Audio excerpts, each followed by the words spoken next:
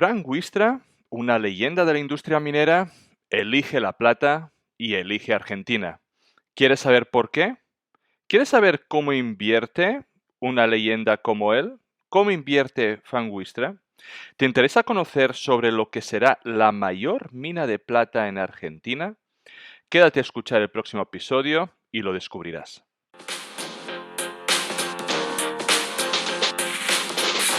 Bienvenidos amantes del subsuelo, esto es Charlando de Minas, el primer y único podcast en español dedicado a la inversión minera.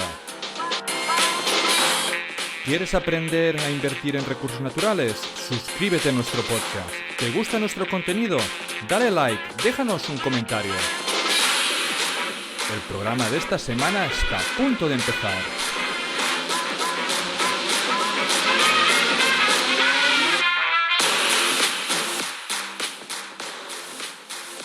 Bienvenidos a Charlando de Minas, el único podcast en español dedicado a la inversión minera.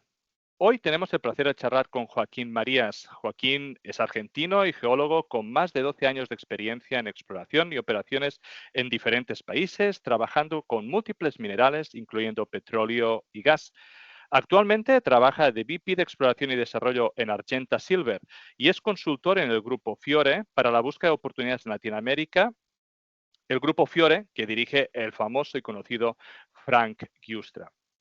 Joaquín, bienvenido al programa. ¿Cómo estás?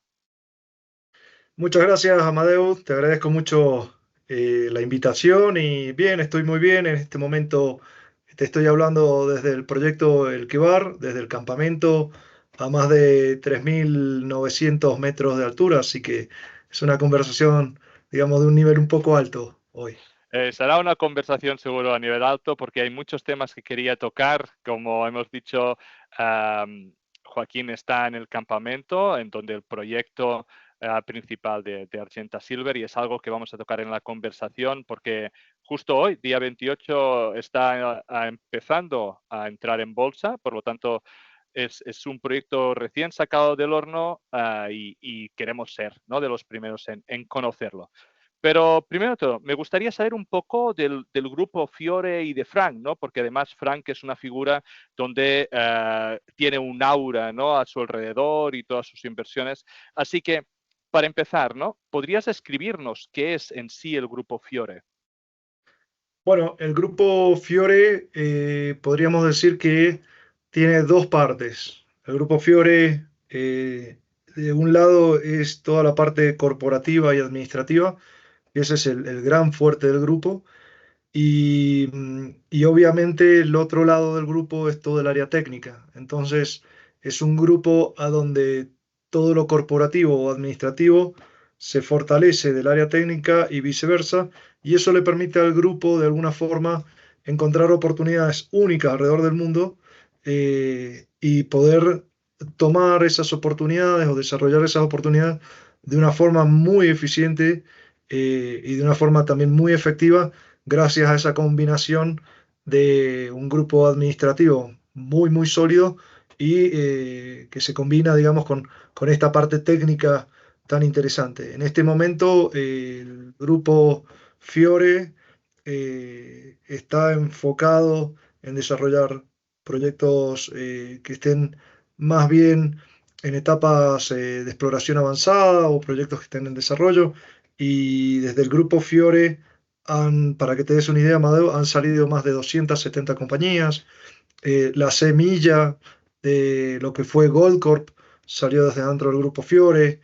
Lia Gold, que después se formó o se amalgamó con otra compañía para formar una compañía muy grande de oro, también salió del grupo. Endeavor, Wheaton, hay muchas compañías que por ahí son conocidas que han salido de adentro de este grupo. Entonces, digamos que es un grupo de relevancia a nivel Canadá y a nivel internacional en lo que es el ámbito minero. Obviamente el CEO del grupo Fiore, creo que lo mencionaste, es Frank Justra, así que también podemos hablar un poco de él, pero es un grupo muy, muy interesante en términos de lo que se refiere a inversiones y a desarrollo de proyectos. Mm. Entonces, es básicamente la estrategia de este grupo es adquirir proyectos de exploración avanzada, ganar valor con él, digamos, y venderlos antes de entrar en producción, digamos, o antes del desarrollo final. Este es un poco el core, digamos, del grupo. Sí, no necesariamente quedarse afuera del área de producción. Hoy en el grupo, por ejemplo, o anteriormente, por ejemplo, con Endeavor, habían minas que estaban en el oeste de África y eran minas de oro. Aris Mining también de alguna forma sale del grupo y tienen minas de oro en Colombia, dos minas de oro muy famosas en Colombia. No necesariamente son proyectos de exploración avanzada, sino proyectos de exploración avanzada o que ya estén desarrollándose en la etapa de mina. Por ejemplo, uno de los últimos proyectos interesantísimos que generó el grupo es el proyecto de West Red Lake Gold, que es un proyecto que está en Ontario. West Red Lake es una vieja mina de oro que, bueno, tuvo ciertos inconvenientes y el grupo identificó cuáles eran los problemas y cuáles son las soluciones a esos problemas y Ujú. por eso adquirió ese proyecto y hoy es un proyecto que está camino a producción dentro de muy poco. A diferencia, por ejemplo, de lo que es el proyecto este de Argenta Silver, llamado El Quebar. Este es un proyecto de exploración que tiene un estudio económico preliminar y ese estudio económico preliminar ya da la seguridad al grupo suficiente como para que el grupo crea que los riesgos son mucho más bajos que otros proyectos que podrían no tener este tipo de estudios.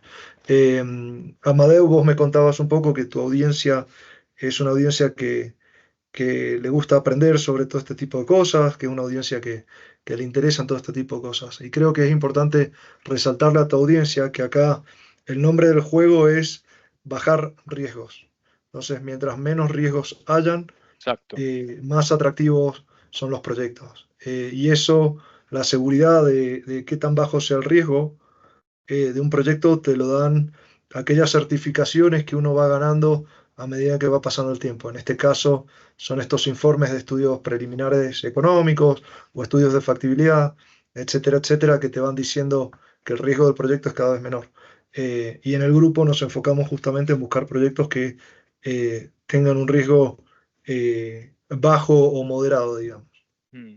Estoy completamente de acuerdo porque al final hay una estadística que dice que solo el 0,3% de todos los proyectos que sean de exploración Greenfield terminan, ¿no?, siendo una mina y al final si tú puedes con estos riesgos reducir, ¿no?, ese porcentaje que nunca llegan a ser o el porcentaje de fallos, pues evidentemente la revalorización de las inversiones que tienes es muy superior, ¿no? Y es un punto clave siempre reducir en un tipo de inversión tan arriesgada y tan apalancada como es la minería esos riesgos. Y bueno, todo lo que has dicho del grupo Fiore, de alguna forma se confirma, ¿no? Toda esta aura que tenéis, porque lo decíamos, Argenta Silver hace unas horas que ha entrado cotización y me dijiste que ha multiplicado por 3 simplemente entrar. Por lo tanto, la gente debe tener pues mucha confianza en todo lo que es el grupo, en todo lo que demostráis y en el proyecto en sí, ¿no? Correcto, ya hoy entramos a cotizar nuevamente en bolsa. Nuestro stock estaba de alguna forma parado y empezamos a cotizar esta mañana con el nuevo ticker que es AGAG, para Argenta Silver. eh, y la acción, digamos, antes de cotizar estaba a 15 centavos y ya vamos por los 45 centavos. Creo que estamos superando los 800.000 puntos de volumen, así que muy interesante, es un proyecto que es muy atractivo y bueno, y eso, como decís vos, es un poco el reflejo de este aura que tiene el grupo Fiore, del aura que tiene Frank Justra y de todos esos proyectos de alguna forma satisfactorios que han salido de este grupo. Claro. Y para quien no lo conozca, ¿quién es Frank? ¿Nos puedes describir un poco quién es y qué representa? Sí, Frank, primero que nada, yo a Frank lo conocí hace casi 3 años atrás, eh, y quiero desmitificar un poco a veces uno ve estas figuras tan importantes dando vueltas en el mundo y uno cree que tienen su nivel de orgullo o de ego muy alto. Y la verdad es que con Frank tengo que decir que es todo lo contrario. Frank es una persona sumamente agradable, sumamente carismática, una persona muy afable para estar con él y charlar. Frank, él es hijo de italianos. eh, Él vivió, aunque parezca mentira, en Argentina durante su infancia, y luego volvió a Canadá, y se dedicó al tema de las inversiones, del brokerage.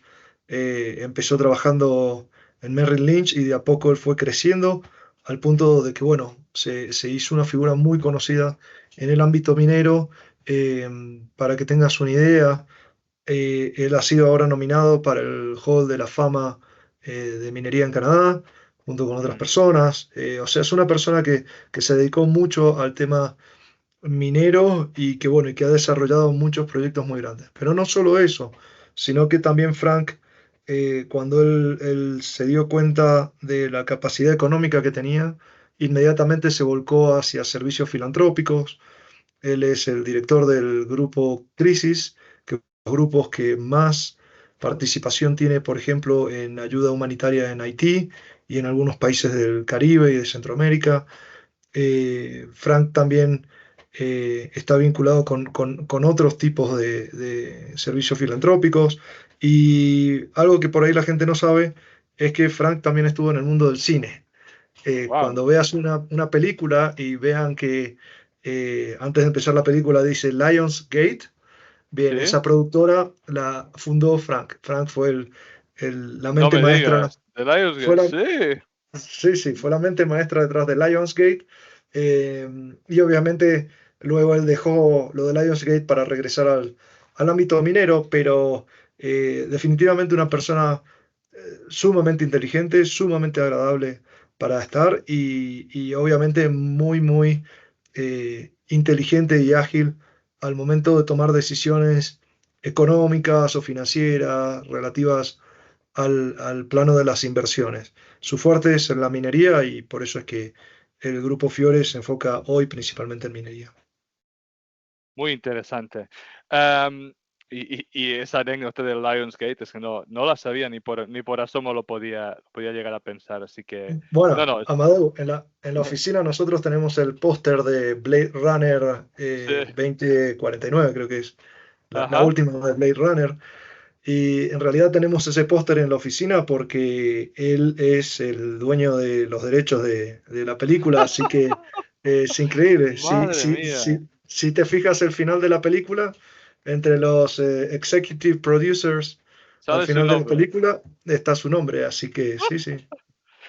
Interesante. No, además, Frank, como dices, es un hombre muy, muy inteligente en cuanto a los negocios, en cuanto a la minería, con un gran nombre.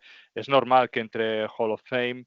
Al final, su nombre, cuando pienso en él, ¿no? Me asocia a otros grandes como Friedland, como Rick Rule, como toda esa gente que lleva muchos años a demostrar inversiones que funcionan muy bien, probablemente como Eric Sprott, como toda esa gente que ha financiado muchas cosas, pero es que además Frank, pues ya lo has explicado, ¿no? Tiene un currículum, a diferencia puede de Eric Sprott, que financia todo. Frank es como mucho más selectivo, ¿no? Y realmente esos proyectos han salido muchos adelante. Entonces, puede que la siguiente pregunta es, ¿qué cosas os fijáis, ¿no? Dentro del grupo Fiore cuando vais a buscar un proyecto o cuando lo evaluáis? ¿Qué cosas, qué KPIs o qué tipo de grados os gustan? O si tenéis, no sé, un tipo de tamaño, millones de onzas que consideréis que puede hacer. ¿Qué os llama la atención cuando estáis mirándolos? Bien, vuelvo al nombre del juego. ¿Lo recuerdas? El nombre del juego es Sí, bajar el reducir riesgo, el ¿sí? riesgo. Totalmente. Entonces, este juego también lo jugamos dentro del grupo Fiore. Nosotros buscamos proyectos donde no necesariamente tenemos que analizar KPIs o millones de onzas, sino que los proyectos se tienen que ver en un conjunto, ¿sí? Yo siempre digo que los proyectos de minería son como las personas, ¿verdad? No podemos juzgar solo por la voz de la persona si la persona es alta o corta o cuál es su color de pelo solo por el ruido de su voz. Y esto es lo mismo, los proyectos mineros en realidad hay que verlos en su conjunto y ese conjunto de cosas van sumando, ¿verdad?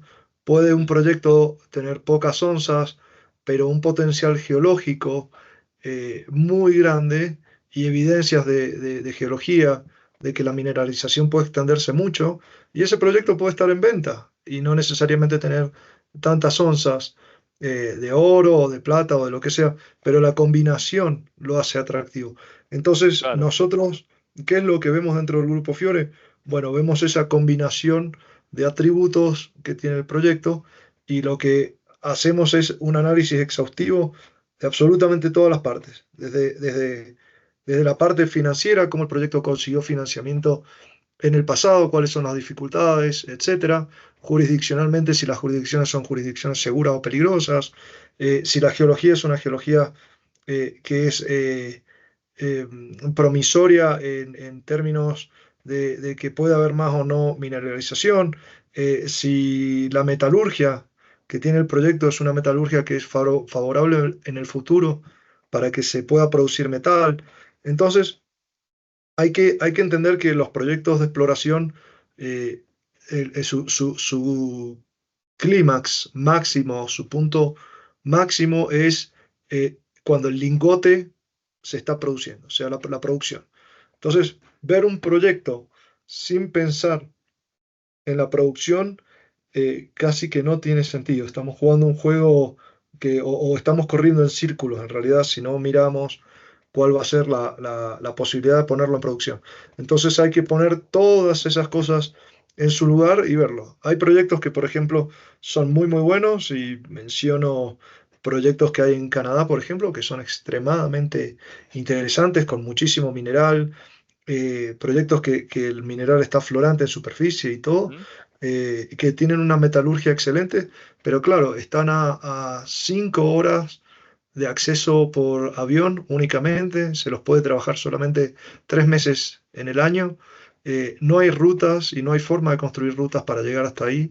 Entonces, esos proyectos, por ejemplo, quedan descartados. Si ese proyecto estuviese en otro lugar, por ahí sí podría ser un proyecto bueno, pero en el grupo Fiore lo que hacemos es eso, ver la combinación de atributos para poder tomar decisiones finales que, bueno, apunten hacia la producción en el futuro.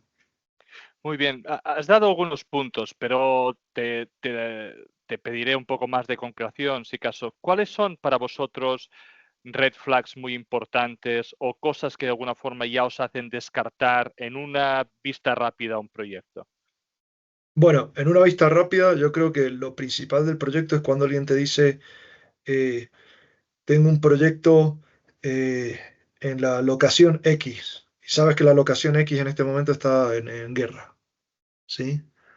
O que es una locación a donde es imposible trabajar, ¿verdad? Eh, o que te dan una ubicación, la jurisdicción. La jurisdicción, eso generalmente marca el red flag principal, porque es muy fácil saber qué jurisdicciones son pro o antimineras o a cuáles se puede acceder o no. Nosotros tratamos de buscar lugares a donde se pueda hacer minería sin problemas y a donde sabemos que en el futuro se va a poder hacer minería sin problemas. Después, otros red flags tienen que ver más que nada con la metalurgia del proyecto, ¿sí? O con la Ujú, cantidad de mineral que hay. O sea, el mineral está todo junto, el mineral está continuo, hay continuidad en las vetas de mineral, porque muchas veces te dicen que tienen millones de onzas, pero hay 50.000 por acá, 50.000 por allá, y hay que empezar a sumar, y eso tiene un costo muy grande operativo o generalmente imposibilita la extracción futura. Entonces, eso también es un red flag, cómo está la continuidad de la mineralización, si la metalurgia es favorable. A veces, cuando yo digo metalurgia, tenemos que entender que no es solamente cómo voy a fundir el metal, sino cuál es la recuperación que tengo de metal e incluso si la mineralización viene acompañada de algunos elementos que sean desagradables o nocivos, que esos claro. los llamamos, informalmente en inglés se llaman los nasties, los sucios, o formalmente se pueden llamar los deleterious, que son elementos malos para la metalurgia, por ejemplo, arsénico o antimonio. Entonces, si tenemos altos niveles de ellos, hasta cierto punto la compañía tiene que pagar una penalidad, pero pasado esos niveles ya es casi inaceptable para los tratamientos metalúrgicos. Eso, por ejemplo, sí son red flags muy importantes a tener en cuenta. Vale. Eh, y luego, eh, otras cosas que tienen que ver, por ejemplo, también con la ubicación local del proyecto, ¿sí? A veces el proyecto está frente a una comunidad, eh, o justo al lado de una comunidad, y sabes que esa comunidad va a ser imposible moverla o imposible tocarla. Entonces, ese tipo de cosas también son muy importantes. No, creo que has dado muchos puntos. Me has hecho acordar de un amigo que dice algo así como hay depósitos polimetálicos malos, hay polimetálicos muy malos y hay polimetálicos malísimos, ¿no? Entonces se tiene que diferenciar entre unos y otros. Pero has dado puntos muy, muy interesantes, ¿no? Sobre todo que pueden usar los inversores retail, buscar y rebuscar todo lo que es jurisdicciones, en qué países, no hace falta, ¿no? Ir a poner más riesgo en una inversión, buscar cosas que a veces son simples, ¿no? Pues esos problemas en la metalurgia que pueden bajar significativamente lo que luego es la recuperación o luego es el coste que puedas vender ese mineral. Creo que son puntos muy, muy importantes. La siguiente pregunta seguramente sería, en el grupo, eh, ¿buscáis oportunidades independientemente de las commodities, digamos, independientemente de las materias primas, o tenéis unas materias primas en las que sois más bullish y otras que sois más bearish y por lo tanto vais enfocados más a un metal en concreto? Bueno, en este momento el grupo se está enfocando principalmente en proyectos de oro, de plata y de cobre. Generalmente buscamos proyectos que sean principalmente de oro, principalmente de plata y principalmente de cobre, no necesariamente los tres commodities mezclados. De todas maneras, no se descartan otras oportunidades importantes que lleguen al grupo. Sin embargo, lo principal son esos tres, y por eso es que, bueno, el grupo hoy está invirtiendo eh, en compañías que son de oro en Canadá, principalmente, después, bueno, también en Colombia, proyectos de cobre en Colombia y posiblemente expansibles a otras partes del mundo. Y ahora mismo, por primera vez, el grupo, de la mano de Frank, invierte en plata y se larga al mercado con algo de plata muy grande, que bueno, nos estamos enfocando en formar una compañía de plata para Latinoamérica. Así que esos serían los tres commodities. También hay recursos como petróleo y otros que trabaja el grupo, pero no es el fuerte actual. Perfecto. Pues ahora creo que ya sería momento de empezar a hablar de Argenta Silver. Hace pocos días o semanas nos dimos cuenta pues, de que el Grupo Fiore había lanzado este proyecto de plata en Argentina, ¿no? Donde eres VP de Exploración y Desarrollo. Es más, dijiste que sois poquitos aquí en el campamento y que básicamente tienes bastante trabajo.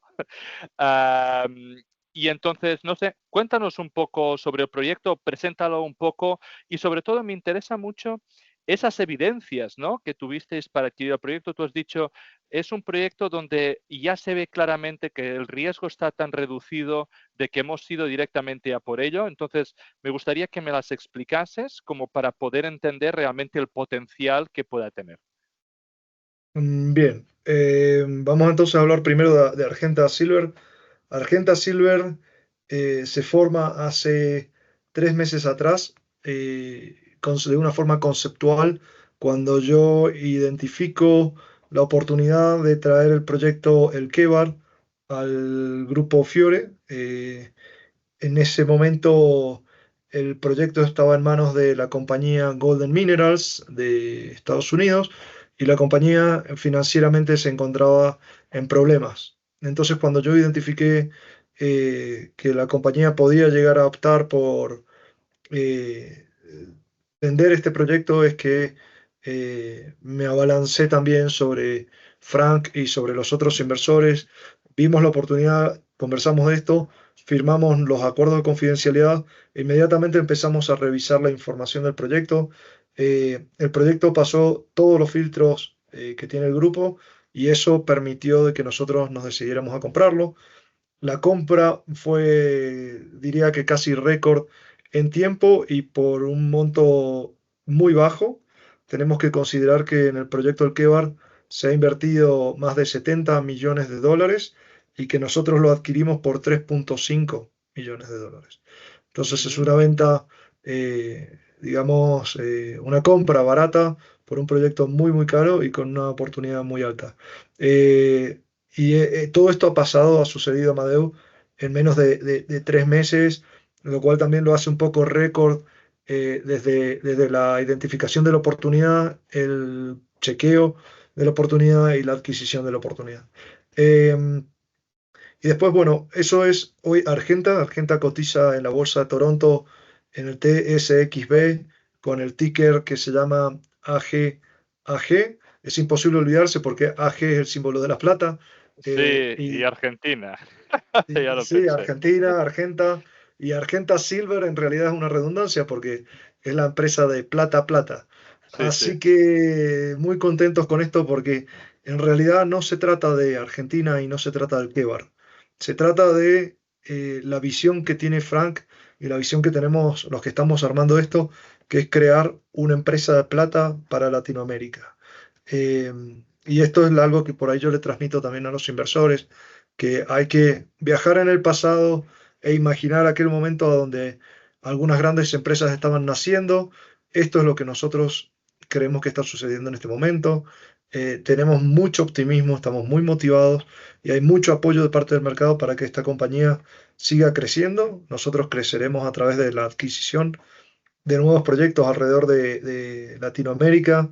Ya en este momento estamos observando algunas oportunidades en Perú, en México y en Bolivia. Y bueno, Wow. y ya somos los dueños al 100% del proyecto El Kebar.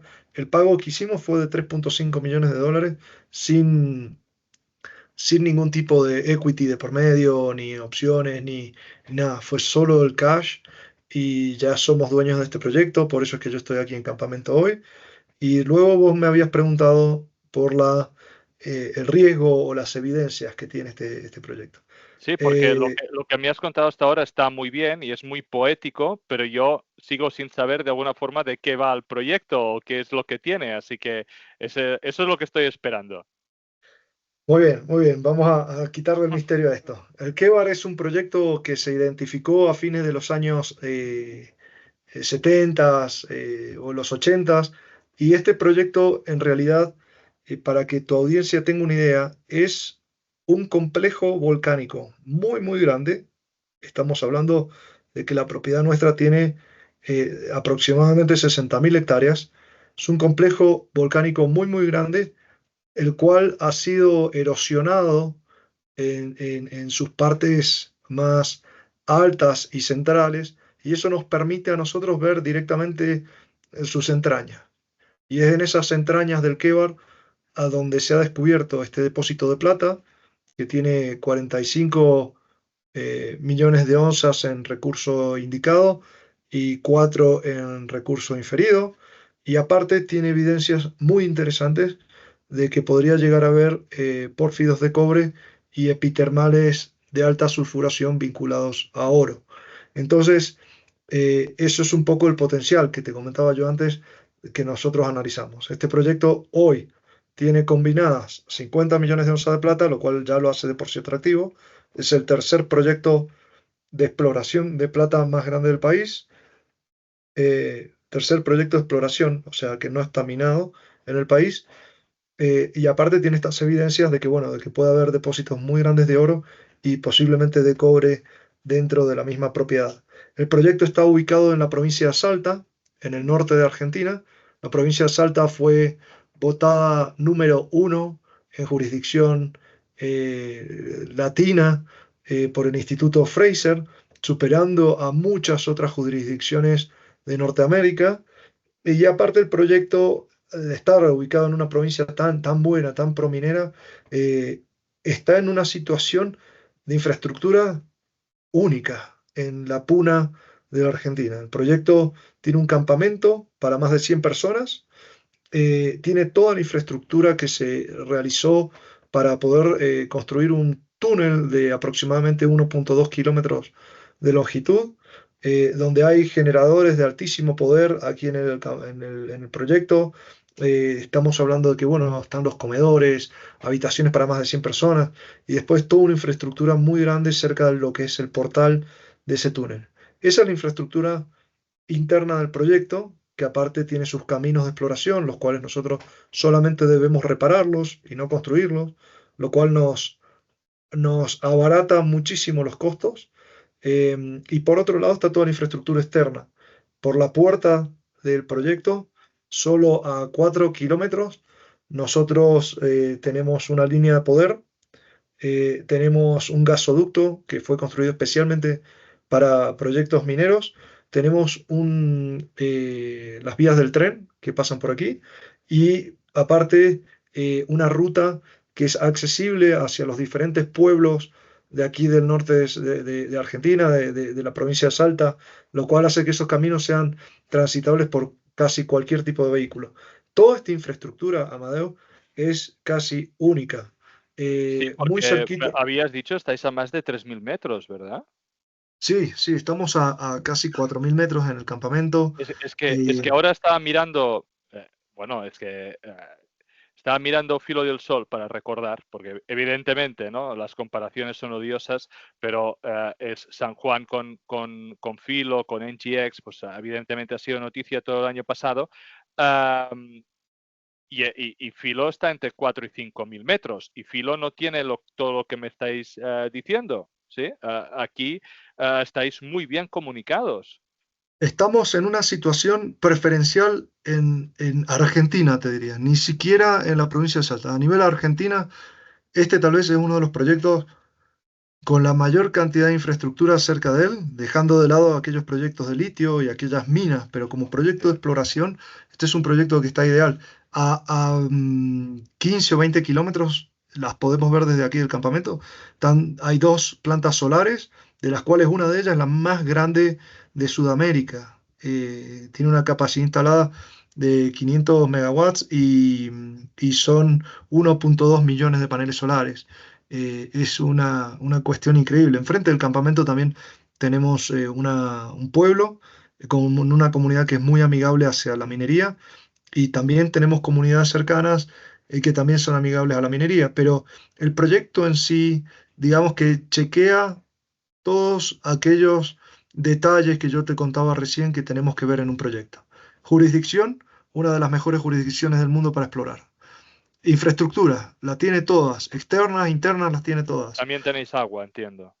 Tenemos agua, tenemos múltiples pozos de agua que nos abastecen al campamento, tenemos todos los caminos realizados, tenemos perforaciones anteriores que nos están diciendo que la mineralización está ahí abajo y aparte se han realizado aquellos estudios que nos certifican a nosotros que las onzas de plata están en el suelo y luego el Bueno, potencial de expandirnos.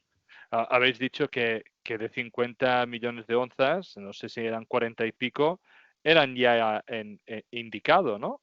Por lo tanto, están en muy buena seguridad. Yo me esperaba que en un proyecto, digamos, que empieza a cotizar hoy, muchas de esas onzas estuvieran inferido y en cambio está completamente el contrario. Puede que la pregunta que tendría serían dos, ¿no? Una, ¿qué tipo de depósito es? Estamos hablando de plata termal, estamos hablando de vetas estrechas, si tienes un poquito de información en cuanto al de esto. Y segundo es si la obertura, al menos de lo que es este depósito de plata, sigue abierta en todas direcciones o sigue abierta simplemente a profundidad o cuál es un poco la idea. Bien, el proyecto en sí, La Plata está vinculada a un epitermal de alta sulfuración. Es un recurso principalmente de plata, vamos a decirlo de otra forma.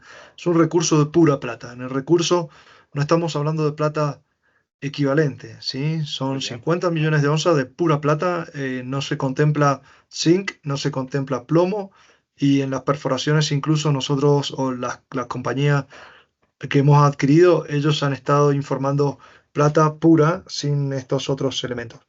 Como te digo, es un epitermal de alta sulfuración que tiene la disposición que podría llegar a tener una beta, pero en realidad es más bien un sistema de brecha con una Vale, continuidad bastante asombrosa, y esta brecha se extiende desde la superficie hacia la profundidad con una inclinación bastante moderada de aproximadamente unos 15 a 30 grados, y eso, digamos, fue descubierto gracias a las múltiples perforaciones que se fueron haciendo a medida que ellos iban moviéndose en el sentido de la profundización de la veta. No sé si me explico. O mm, sea, a medida sí, de que ellos iban perforando hacia donde la veta se profundizaba, hacia donde la brecha se profundizaba. claro, El asunto es que en 2013, Amadeo, ellos ya cortan la perforación y no siguen perforando. O sea, las últimas perforaciones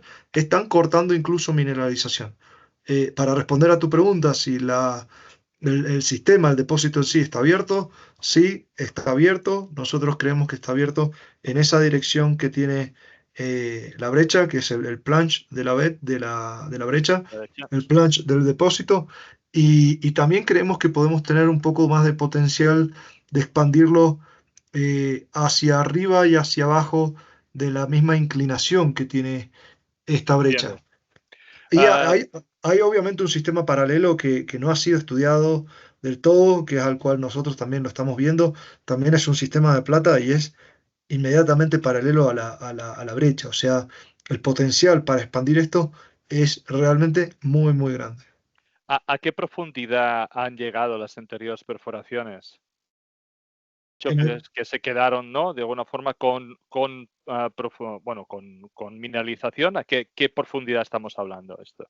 Correcto. Las partes más profundas hoy del depósito están entre los 300 y los Bueno, 450 metros. Hay algunos puntos a 500 metros de profundidad, pero obviamente estas zonas son accesibles en el caso de que uno quiera minar esto de forma subterránea, porque la mineralización lo permite. Y esa disposición justamente es la que convenció en aquel momento a los líderes de la compañía a empezar a desarrollar ese túnel que ellos hicieron de casi 1,2 kilómetros de largo, que bueno, lo hicieron para cuestiones exploratorias, pero ya pensaban en aquel momento que el túnel les podía que servir podría para ser la explotar. entrada de la mina, ¿no? Correcto, Am, correcto. habéis dicho de que también veis aflorar de alguna forma mineralización tipo pórfido o mineralización de oro. Cuéntanos un poquito más. Entiendo que no puedes decir mucha cosa, pero ¿es contiguo? ¿Está, digamos, dentro del proyecto, de las hectáreas que habéis comprado?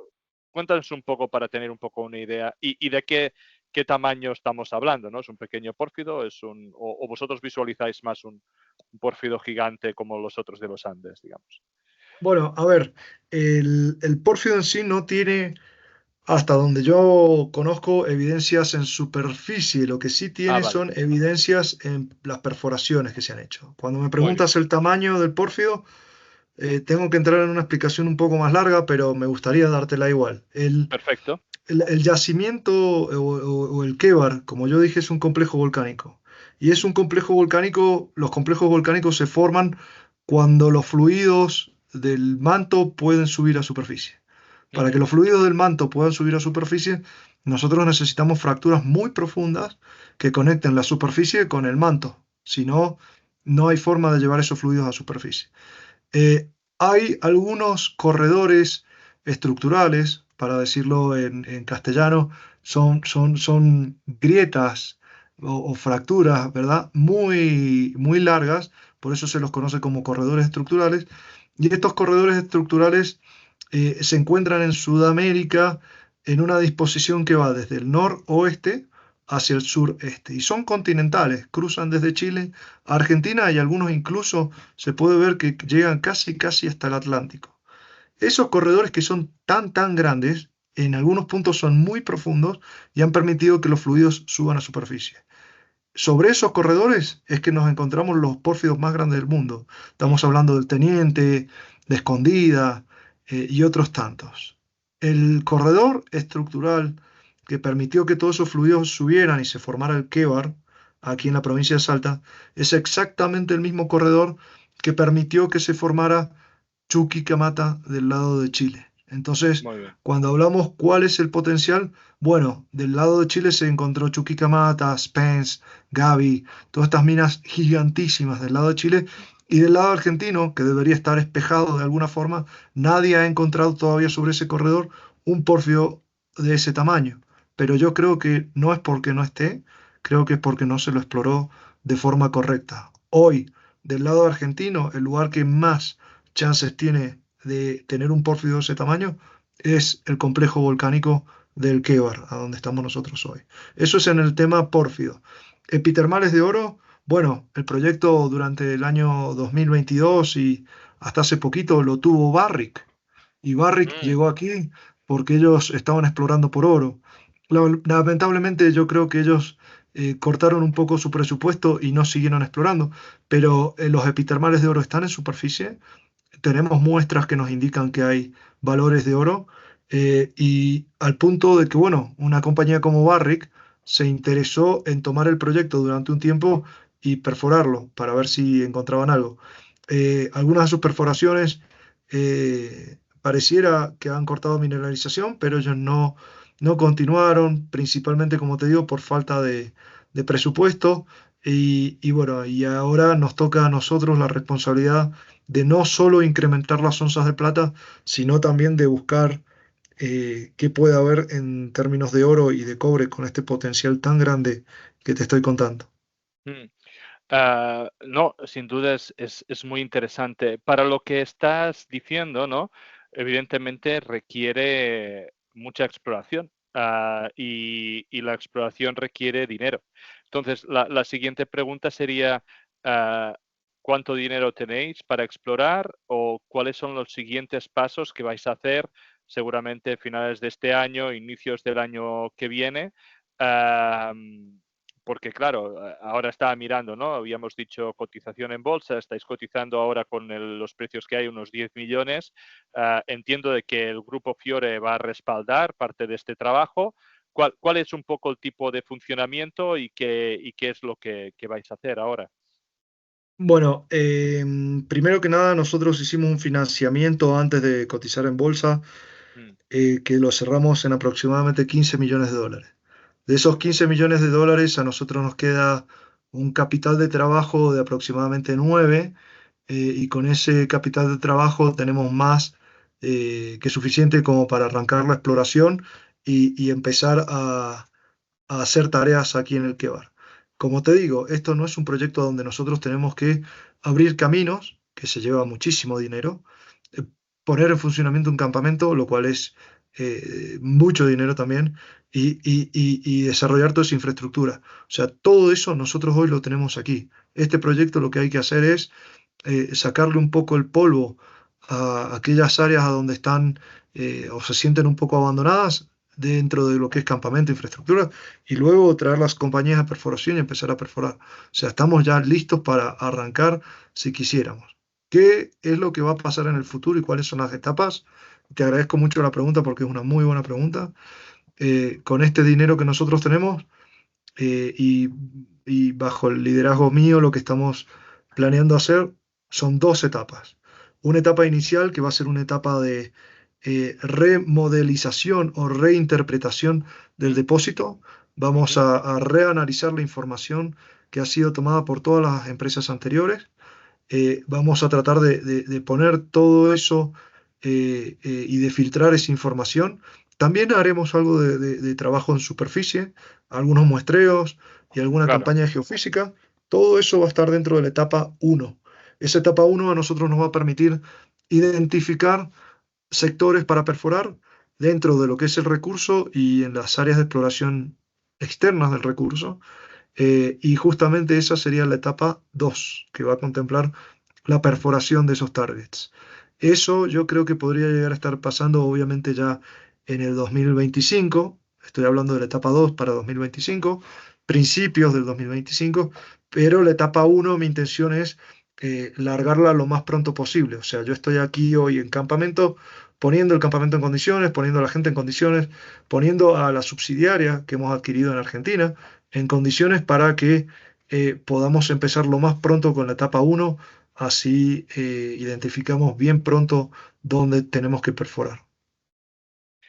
Los targets, porque eso también sería otra pregunta interesante. ¿Vuestro target número uno es, digamos, confirmar o seguir la estela de la plata, digamos, del depósito de plata para seguir incrementando esas onzas y entrar cuanto antes, digamos, en producción? O sea, la idea sería poner la mina de plata cuanto antes en producción, o aparte de esa exploración y ese scoping study que se tiene que hacer de allí, o el infill drilling, vais a hacer también buscar por el pórfido de cobre, vais a ir buscando esas otras step outs, digamos, de lo que es el proyecto. Bien, a ver, Amadeo, con este potencial que yo te conté recién y con las onzas de plata que tenemos hoy, aquí la respuesta a tu pregunta es que nosotros, el foco que tenemos, siendo una empresa de plata, nos vamos a enfocar en el recurso que hoy tenemos. Pero esa es nuestra prioridad. Que sea nuestra prioridad no significa que vamos a dejar de ver ese gran potencial que yo te contaba más temprano. O sea, nos enfocaremos principalmente en perforar el recurso de plata para tratar de incrementar onzas. Esa es nuestra prioridad número uno, incrementar las onzas de plata en este proyecto para que sea un proyecto de plata grande y atractivo y que lo podamos llevar a producción en el futuro si todo sale bien. Luego, con el tema de lo externo a lo que está fuera del recurso, sería negligente de nuestra parte dejar de lado ese increíble potencial que hay, porque es un potencial geológico muy, muy grande. Las evidencias, como te contaba recién, están y, y no podemos dejarlo de lado. O sea, aquí nosotros lo que estamos haciendo es servirle a los inversores. Estamos al servicio de los inversores que son quienes nos están respaldando económicamente y financieramente y ellos confían en que nosotros vamos a hacer nuestro trabajo de la mejor forma para poder darle valor a sus acciones y que las acciones crezcan en precio, para darle valor a ellos. Eso nosotros lo tenemos que interpretar de la forma aquella bueno, nos lleva a hacer el trabajo fuerte Uh -huh. para lo que hoy tenemos. En realidad, enfocarnos en este recurso, eso es lo que más pronto nos va a dar resultados. Lo otro es, bueno, es hipotético, sabemos que está, no lo vamos a dejar de lado, pero nuestro foco va a estar principalmente en la plata. Y si todo eso se traduce en darle valor a los inversores, perfecto, bienvenido sea. Estamos abiertos a todas esas ideas que se traduzcan en valor. Sí, porque de alguna forma, y nada, al inicio cuando ya lo estabas comentando, ¿no? O presentando, tú decías que vosotros queríais ser una empresa de plata de Latinoamérica para Latinoamérica. Me ha recordado un poco por el tipo de crecimiento que decías, Fortuna Silver, por ejemplo, en su momento, en el crecimiento, en la adquisición, en la compra, y estabas ya hablando que estabais mirando proyectos en otros países, pero sí que me parece, bueno, sorprendente un poco el hecho del gran potencial que hay aquí, ¿no? Y que de todas formas estéis mirando ya otros proyectos fuera. Entonces, ¿tú consideras de que la adquisición de un segundo proyecto para Argenta Silver va a ser algo relativamente rápido? ¿O primero vamos a ver realmente qué potencial hay aquí en Salta, qué es lo que podemos hacer?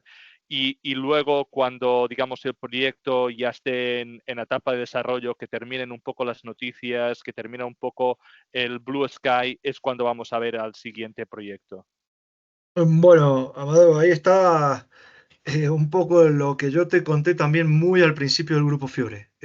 Es una maquinaria muy grande detrás de estas compañías que genera el Grupo Fiore. O sea, el equipo de trabajo es tan grande que nos permite hoy poder desarrollar este proyecto y ponernos a buscar proyectos en otros lados. Entonces, no necesariamente tenemos que esperar a ver resultados en el Quebar para ver si tomamos o no un proyecto en Perú o en México o a donde sea. Hoy la idea nuestra es hacer crecer la compañía, hacer crecer el inventario de onzas que tenemos y eso, bueno, se traduce en adquisiciones que pueden ser en Argentina, pueden ser, como te digo, en Perú, en otros países. O sea, no vamos a esperar nosotros a tener noticias del Kebar para incrementar la cantidad de onzas que la compañía hoy tiene, porque aparte tenemos el equipo para hacerlo. El Grupo Fiore se dedica a esto. Esto es lo que hace el Grupo Fiore. Crea compañías que son muy grandes, que son monumentales y que, bueno, y que llegan a buen puerto generalmente. Hoy la motivación del grupo es esa, es buscar más proyectos y hacer que esto crezca. Tal vez en temas de tiempo sea en los próximos meses o capaz que tardemos un año o más de un año en encontrar la oportunidad correcta. No porque las oportunidades estén afuera, nosotros las vamos a tomar, sino que vamos a Claro, tratar de tomar aquellas oportunidades que también sean correctas. Y Frank, por ejemplo, Frank Justra estuvo casi 40 años planeando hacer una compañía de plata. Y no lo hizo porque él no encontró aquel proyecto que lo convenciera. O sea, tardó 40 años Frank Justra ok. en encontrar el Kebar. La pregunta es cuánto vamos a tardar nosotros en encontrar el próximo proyecto para Argenta. No lo vamos a tomar Hombre, a no, a las apuradas, no, ¿verdad? no, y si vuelve a tardar 40 años, no sé si Frank estará para dar el visto No, bueno, no. pero bueno. No tardará 40 años, no tardará 40 años la próxima adquisición, no quiero decir eso, sino lo que quiero Lo decir sé, lo sé. es que no nos apresuraremos a tomar otro proyecto si no estamos seguros que ese proyecto es igual o mejor que el que va. Tenemos que Perfecto. ser superadores en el día a día y en nuestras adquisiciones, así que eso es a donde apunta el grupo y los inversores principales de la compañía están apuntando a eso también. Así que sí, esa Perfecto. es la idea. Pues seguiremos un poco las noticias y como ya te dije, ahora realmente la entrevista era para más general, ¿no? De todo, de Argentina, de Plata, y ahora vamos a seguir con 4 preguntas rápidas sobre Argentina, pero estáis más que invitados a poder, cuando tengáis noticias, a venir al programa y a poder de alguna forma presentar propiamente ese Blue Sky de Argenta Silver, que realmente después de escucharte pues me voy a mirar el proyecto en más detalle porque tiene muy buena pinta. Um, Vamos a hablar, como he dicho, 3 preguntas rápidas de Argentina. La primera es, como no podía ser de otra manera, sobre Milei en general y sobre el cambio que ha experimentado Argentina en estos últimos años. Argentina viene de una época muy mala económicamente, con hiperinflación, desinversión extranjera. Ahora parece que todo se va encarrilando, aunque la situación sigue delicada.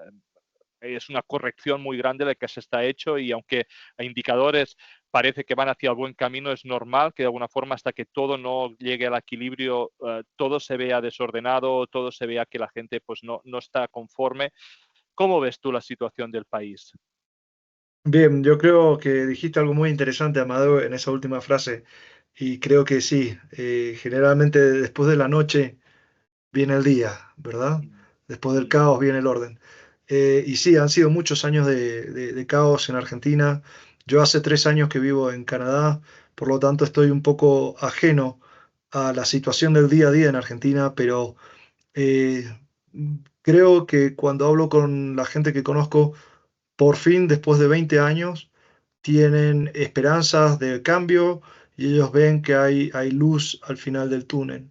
Y están dispuestos a transitar ese camino, están dispuestos a sufrir un poco más para tratar de llegar a buen puerto.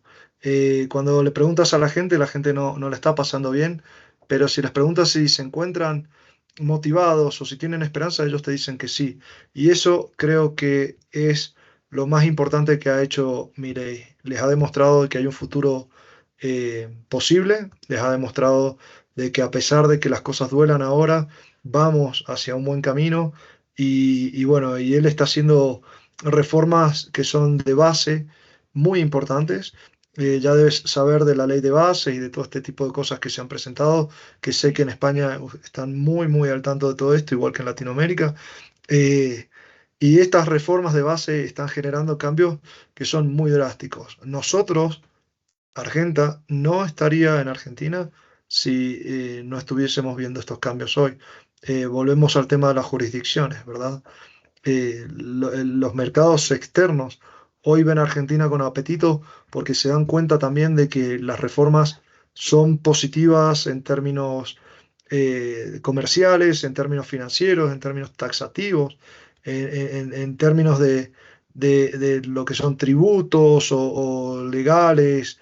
O sea, hay ya un poco más de orden sobre ese tema y la gente que quiere invertir en Argentina, eso lo ve. Perfecto.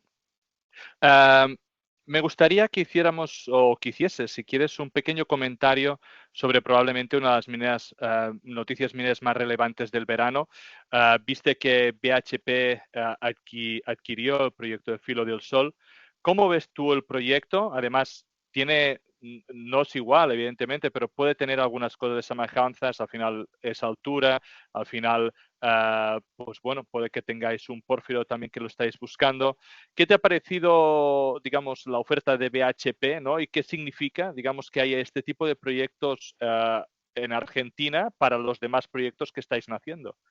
Bien, sobre el proyecto en sí, la geología y el área técnica, no voy a hablar porque no es mi proyecto ni me compete y sé que has estado entrevistando a gente muy interesante como a Ricardo Martínez, creo que fue, quien fue también Sí, parte de los equipos descubridores de este proyecto, lo cual esas preguntas más puntuales sobre el proyecto se las dejo a ellos. De todas maneras, ¿cuál es mi opinión sobre lo de BHP y el proyecto en sí? Yo creo que eso es fantástico. Eh, la familia Lundin es una familia que ha estado constantemente invirtiendo en Argentina, a pesar de los altos y bajos del país. Ellos siempre han estado en el país invirtiendo y eso es muy valioso para Argentina, tener un grupo como la familia Lundin invirtiendo aquí a pesar de todo. Hoy, definitivamente, el proyecto se ha vuelto muy atractivo y ellos necesitan más inversión y estos proyectos generalmente crecen justamente por el amalgamiento de distintas compañías que ponen sus fondos y los desarrollan. Filo, José María y Los Helados es definitivamente un clúster de depósitos muy interesante en el norte de San Juan y obviamente va a requerir una inversión muy grande. Y me parece muy bien que compañías como BHP se estén involucrando y estén volviendo a Argentina. Yo creo que tampoco BHP vendría a Argentina si ellos no vieran los cambios que hay, porque no son como la familia Lundin. Ellos cuando ven que las cosas no son muy estables, no ingresan. Han ingresado porque primero ingresan de la mano de la familia Lundin, después están ingresando porque ven cambios en Argentina también. Eh, es un clúster de pórfidos en el norte de San Juan. Los pórfidos en general no aparecen solos, aparecen en grupos y bueno, y habrá muchas más noticias viniendo de ese sector del mundo, ¿verdad? claro, claro. Vale, y ya para finalizar, vienes de la región de Mendoza, es una región muy rica, con leyes complicadas para la minería. Sé que tú lideraste parte de la promoción de la región y a la vez se están haciendo acciones potentes para promocionar y cambiar leyes. Aquí en España fui a un congreso de sostenibilidad minera y estaban parte de la gente de Mendoza haciendo promoción. No sé, ¿podrías brevemente explicarnos sobre la historia un poco de la región, los cambios surgidos en los últimos tiempos y si crees de que realmente tiene ese potencial de cambiar para ser una región puntera en Argentina en la minería? Bien, te agradezco muchísimo la pregunta, Amadeo. Sí, eso es correcto, yo soy mendocino y estuve liderando un poco en su tiempo, junto con muchas otras personas. Yo no me puedo atribuir ninguno de los éxitos que hoy la provincia está teniendo, sino que esto ha sido un trabajo muy grande de mucha gente. Todos hemos aportado nuestro grano de arena, tratando de cambiar un poco la mentalidad de la sociedad, cambiando la mentalidad de la gente y haciéndoles entender de que la minería es necesaria para el día a día y que hoy es posible realizarla de forma segura. La provincia de Mendoza tiene una historia minera que es de épocas precolombinas, muy grande. También los jesuitas trabajaron en la provincia mucho. La mina más vieja de lo que sería el territorio que hoy ocupa Argentina está posiblemente en Mendoza. Es la mina de Paramillos y esa mina se explotó en el año 1630 y la explotaron los jesuitas. O sea que eh, el contexto o el vínculo que tiene la provincia con la minería es ancestral. Y para que te des una idea, como Mendoza también tiene un aeropuerto internacional, es una de las ciudades, es la ciudad más grande del oeste argentino. También fue la base de múltiples compañías ahora en épocas modernas. Habían oficinas mineras por todos lados. Hace 20 o 25 años atrás, uno salía y veía todas estas oficinas por todos lados de minería. Y bueno, cuando surgió esta ley antiminera, que en realidad no es una ley antiminera, es una ley a donde se prohíbe el uso de ciertas sustancias, incluidas el cianuro. Entonces, esa complicación hizo que gran parte de todas esas oficinas se fueran de la provincia, pero aparte que las compañías dejaran de explorar en la provincia. La provincia de Mendoza limita con Chile en su porción occidental y del lado chileno hay múltiples minas de cobre muy, muy grandes, pórfidos muy grandes, y están todas montadas sobre lo que es el cinturón de cobre mioceno.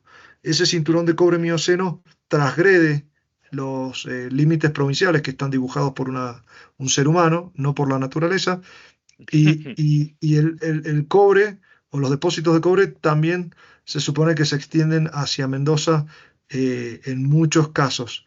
En el sur de la provincia el potencial es muy grande, muy alto, y hoy el gobierno se está enfocando en que se desarrolle la minería ahí. Han creado un distrito minero que se llama el Distrito Malargüe Occidental, y este es un distrito minero a donde, bueno, van a permitir la actividad y se permite la exploración. Están haciendo muchas cosas que son muy buenas para la minería y que realmente felicito a todos aquellos que están trabajando en estos proyectos de Malargüe Distrito Occidental porque es una apuesta muy grande y yo creo que esa es la llave de apertura para que se haga minería en toda la provincia de Mendoza. La infraestructura que hay en Mendoza es muy grande, el capital o el recurso humano que hay es muy grande, es muy importante, y bueno, y el potencial geológico también. En el futuro espero que veamos, como vos decías, que Mendoza va a ser un polo minero muy importante, principalmente de cobre, y ya has visto que hay empresas como Cobrea, que es una de las compañías canadienses que ha desembarcado en la provincia, y hay otras compañías que también están poniendo los ojos en Mendoza, porque sí, el potencial indudablemente es muy grande, muy, muy grande. Pues muchísimas gracias, Joaquín. Muchísimas gracias por presentarnos de alguna forma al grupo Fiore para poder explicar pues, todas esas maneras de invertir que puede aplicar el inversor particular. Gracias también por presentarnos todo lo que es este nuevo proyecto en el que te has embarcado y que te, digamos, no te deja dormir las horas que debería. Y seguimos en contacto. Espero que sea la primera vez que nos veamos de muchas en el programa. Y nada más. Muchas gracias. Muy bien, te agradezco a vos, Amadeo, y saludos a tu audiencia también. Ya nos estaremos viendo pronto, seguramente con más novedades de este proyecto, ¿eh? Gracias.